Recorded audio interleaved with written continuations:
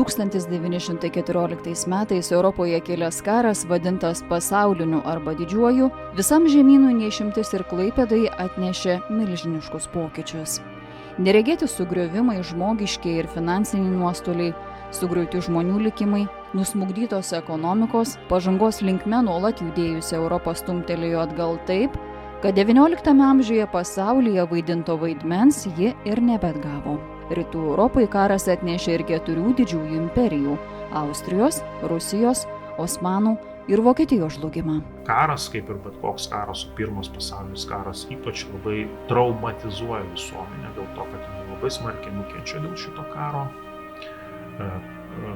Europiečiai nematė tokio karo nuo Napoleono karų laikų, tai yra 100 metų praktiškai yra gyvenama taikiai, vyksta kažkur regioniniai konfliktai, bet jie nepaliečia tiesiogiai. O pirmas pasaulinis karas yra iš tikrųjų 4 metus trunkantis konfliktas, kuris labai paliečia praktiškai kiekvieną visuomenės narį.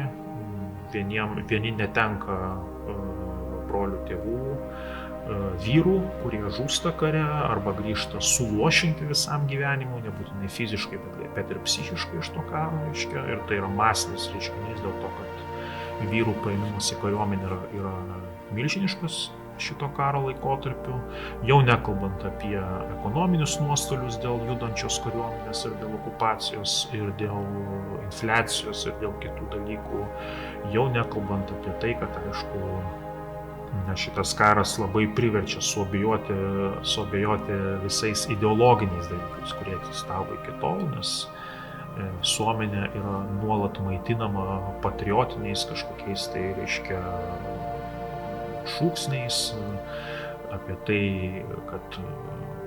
kad reikia kovoti už savo tėvynę ir taip toliau, bet kada 4 metus yra kovojama ir kada šitas karas baigėsi ir kada nežinia už ką yra kovojama, nes iš esmės karas nieko nepakeičia. Tai tiek, kad Vokietija praranda daugybę teritorijos ir vietiniai gyventojai atsiduria visiškai neaiškioje politinėje ateityje. Tai labai priverčia suabejoti visomis ideologijomis. Karo pradžioje Klaipėda nuo Rusijos sienos buvo nutolusi 14 kilometrų. Tad kai 1914 m. rugpjūčio 1 Vokietija Rusijai oficialiai paskelbė karą, ji iš karto atsidūrė pafrontės zonoje. Tiesiogiai Klaipėdos karo veiksmai kurį laiką nelėtė. Didžiausi mūšiai nuo 1914 m. rugpjūčio iki 1915 m. vasario vyko Rytų Prūsijos pietinėje ir pietrytinėje dalyje bei Suvalkijoje. Tačiau 1915 m. pavasarį, kai atrodė, kad Rusijos armijos iš Rytų Prūsijos jau išstumtos, jos netikėtai atakavo Klaipėdą. Miestas užimtas kovo 18-21 dienomis. Tai padaryti nebuvo sudėtinga, nes miestas ir jo apylinkės buvo palikti beveik neginami.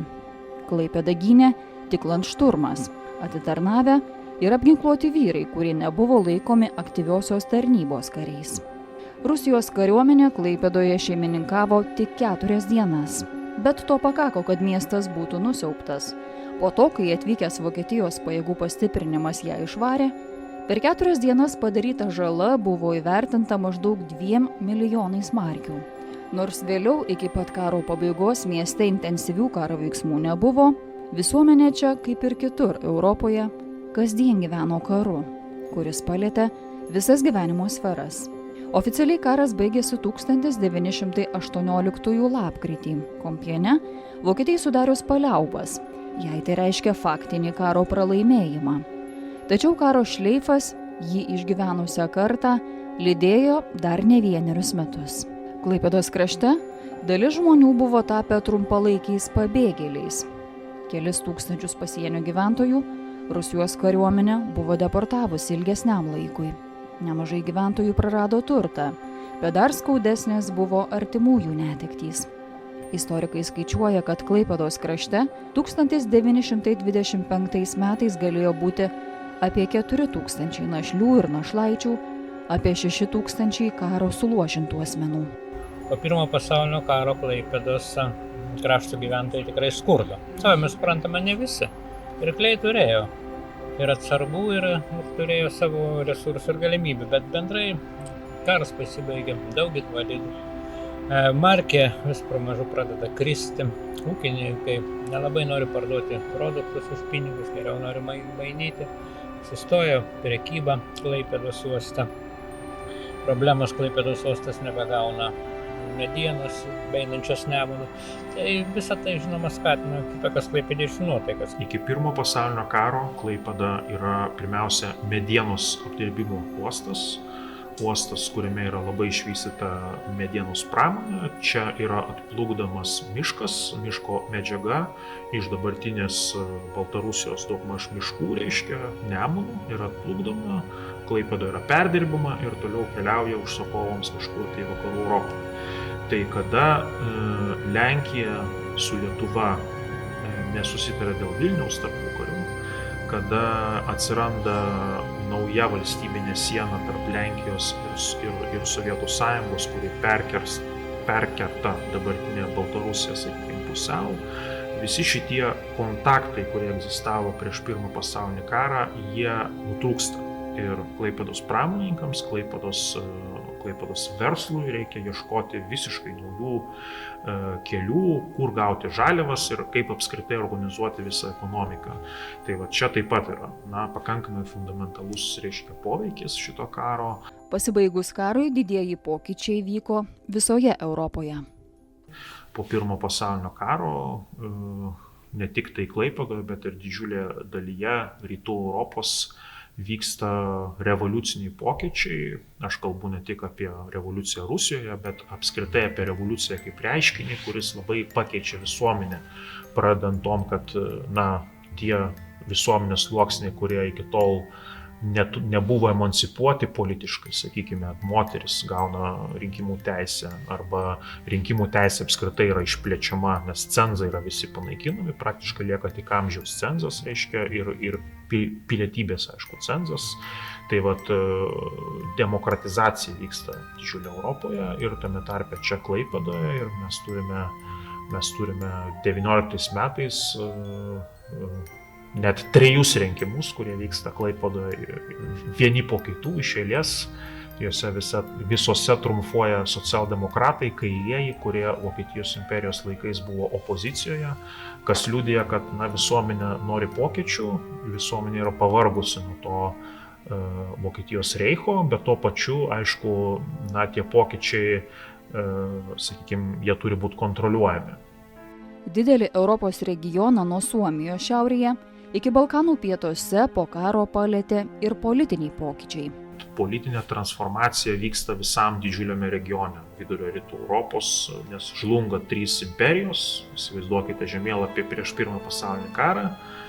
Ten, kur mes šiandien matom teritoriją nuo Suomijos iki Bulgarijos, Rumunijos, ten yra iš esmės 3 didžiulės imperijos. Rusijos imperija, Austrijos imperija, dar žinoma kaip Austrija, Vengrija ir Vokietijos imperija. Šitos imperijos žlunga, jų vietoje atsiranda daugybė naujų valstybių, Lenkija, Lietuva, reiškia Latvija, Estija ir taip toliau. Be to vyksta po pirmo pasaulinio karo dar labai ilgai kariniai konfliktai regione. Visa tai turi tiesioginį įtaką irgi Klaipėdos raidai, dėl to, kad keičiasi visiškai ekonomikos srautai. Tiesioginis visą regioną apėmusių pokyčių poveikis Klaipėdoje po 600 metų keičiasi jos politinė priklausomybė. Pirmas pasaulinis karas, aišku, jisai keičia daug ką visur Europoje, tai Klaipėda nėra čia išimtis kažkokia, bet Klaipėdos raidai, aišku, jis turi dar ir svarbų politinį poveikį, dėl to, kad po pirmo pasaulinio karo Klaipėdos miestas ir Klaipėdos regionas yra atskiriamas nuo Vokietijos. Jisai nebėra Prūsijos dalis, reiškia, nuo 14 amžiaus tai buvo Prūsijos dalis ir štai 1920-ieji regionas yra atskiriamas nuo šito politinio darinio. Kai pasibaigė pirmasis pasaulinis karas, tai yra 1918 metai, lapkričio pradžia, Vokietija, kaip mes žinome, karą pralaimi ir galbūt tame bendrame kontekste, Vokietija, tačiau kalbant apie karo pralaimėjimą, turime turėti omenyje, kad Mūsų Klaipėdos kraštas, kuris susiformuoja būtent po Pirmo pasaulinio karo kaip tam tikras teritorinis vienetas. Ir prūsų Lietuvos gyventojai išgyveno karo pralaimėjimą kaip savo valstybės pralaimėjimą. Tai yra mums labai svarbu suvokti ir pabrėžti, žinant, kad tas prūsiškasis laikotarpis kelių šimtų metų, kuriame gyveno ir tuo laikotarpiu, kai šimtmečiais gyveno čia lietuviai, gyveno vokiečiai, jie tą prūsišką valstybę priėmė kaip savo valstybę. Ir tas identitetas, ypatingai skaitime tarp lietuvininkų, jie buvo evangelikai liuteronai, jie kalbėjo lietuviškai, tačiau jų valstybė tai buvo prūsiška valstybė, ar karalystė, ar kunigaikštystė, ar paskui XIX pabaigoje Vokietijos imperija. Ir žinoma, mes galime suvokti, kad karo pralaimėjimą jie priima kaip savos valstybės pralaimėjimą. Vokietijai pralaimėjus karą Paryžiaus taikos konferencijoje buvo nutarta, kad Klaipėda ir aplinkinis regionas į šiaurę nuo Nemuno bus nuo Vokietijos atskirti. Vokietija su tuo sutinka. 1919 m. birželio 28 d. pasirašydama Versalio taikos sutartį. Sąjungininkės Klaipėdai pirma pasiūlė laikiną politinės ateities sprendimą. Jos nutarė administruoti pačios. 1920 m. vasarį Klaipėda pagrindinių sąjunginių valstybių vardu pradėjo administruoti Prancūziją.